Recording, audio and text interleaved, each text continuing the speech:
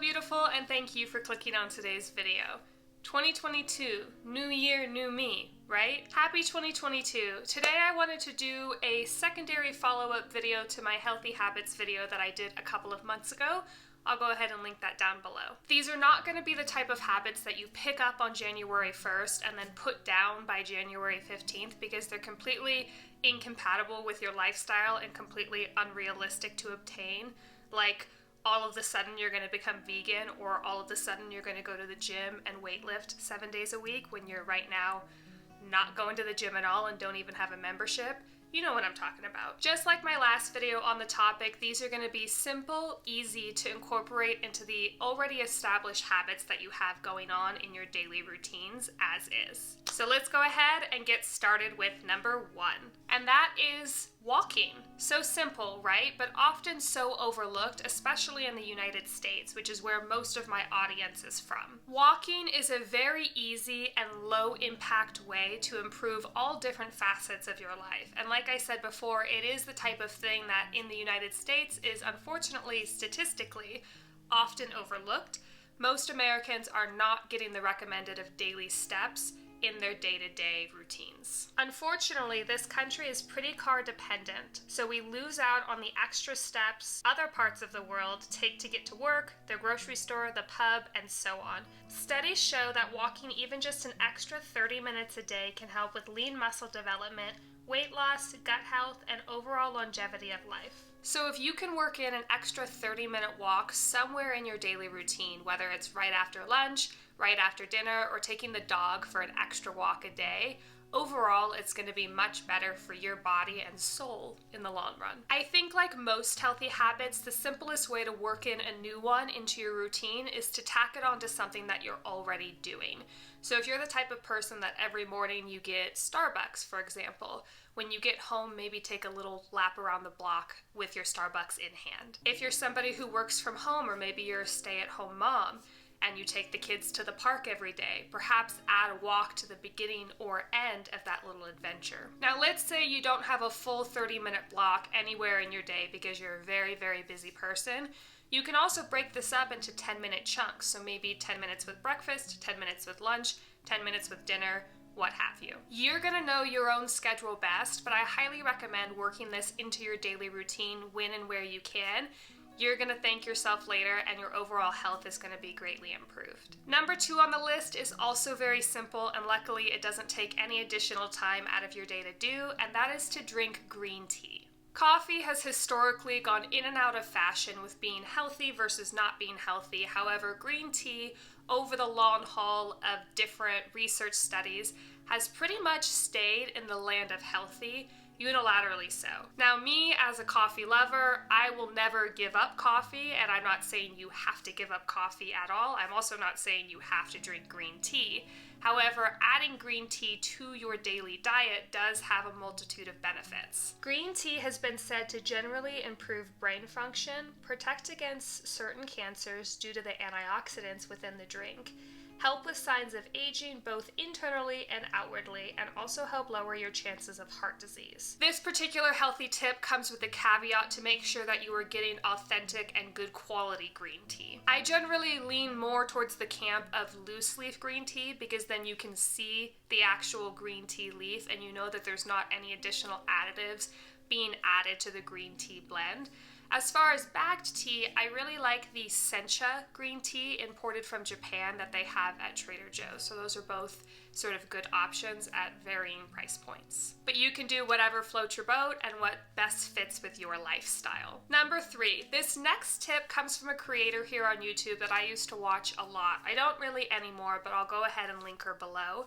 Her name is Sarah Therese, and that is to air out your bed sheets every single day when you get out of bed in the morning. I used to make my bed right when I woke up in the morning to get my day started on the right track, and while I still see a lot of benefit to this, I also know how much moisture and skin dust we humans produce while we're sleeping, and how easily that can be trapped in your bed if you jump out of it and immediately make it. When you jump out of bed and immediately make your bed and you don't allow that moisture to sort of air out and all of that kind of yucky stuff that develops when you sleep, you put the blanket on and you're pretty much trapping it there until you go to bed the next night. So what I've done to strike a balance between the good habit of making your bed and starting the day off on the right foot, feeling productive, while also allowing my bed to air out, I've edited my morning routine just slightly to allow for both. So what I used to do is I would get up, make my bed, wash my face, brush my teeth, go downstairs and have breakfast.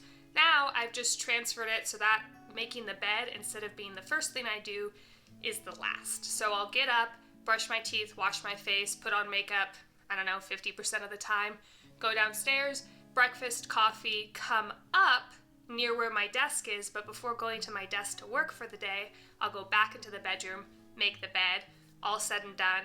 It wasn't very difficult to change my morning routine for this, and overall I feel healthier and cleaner getting into my sheets at night. Moving on to number 4, baby, and that is to have a non-screen hobby if you can. Personally for me, and you can let me know in the comments down below if you at all also feel this way, but I find that as I've gotten older, I've lost touch with some of the hobbies that I used to do that brought me a lot of joy.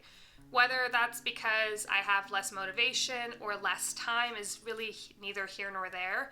However, I have found that trying to incorporate a non-screen hobby into my daily routine of something that I used to love and still do has been overall beneficial for my mental health. While this isn't the kind of thing that I can get to every single day, nor do I think it's realistic to have time for everything you want to do every single day, I do think it's overall important to have a non-screen hobby, or even just hobbies in general, that are exclusive to you and what brings you light. I think this is especially true if you have small kiddos at home. I've noticed as I've learned to tap into these hobbies once again as an adult, I find myself generally feeling more well-rounded and balanced as a human. And I think, going back to children, I think especially when you have small children at home, and even more especially if you're a woman, because it's changing now, but more often than not, a lot of the household responsibilities are put on the woman, whether,